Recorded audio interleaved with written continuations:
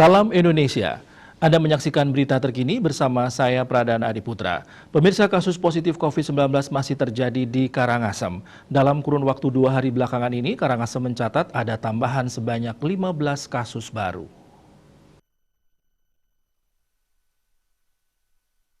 Koordinator Bidang Penanganan Kesehatan Satuan Tugas Penanganan COVID-19 Kabupaten Karangasem, Igusti Bagus Putra Pertama mengungkapkan, sampai saat ini kasus COVID-19 masih belum terbendung.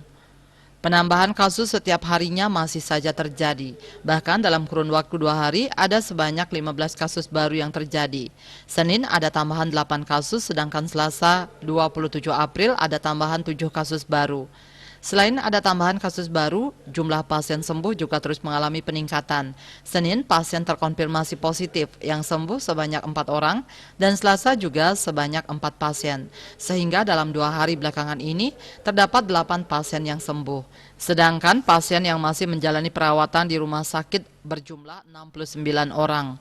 Dikatakan pasien yang meninggal tidak ada penambahan sehingga jumlah pasien kasus konfirmasi yang meninggal tetap berjumlah 94 orang. Termasuk juga tidak ada penambahan pasien kasus suspek probable yang meninggal sehingga jumlah kasus probable yang meninggal tetap berjumlah 87 kasus. Eka Paranda, Bali Post melaporkan. Untuk mencegah penyebaran COVID-19, ingat pesan Ibu selalu terapkan 3M, wajib memakai masker, wajib mencuci tangan, dan wajib menjaga jarak, serta wajib menghindari kerumunan. Dengan penerapan perilaku 3M, Indonesia segera terbebas virus corona menuju Indonesia maju. Tetaplah bersama Bali TV. Salam Indonesia.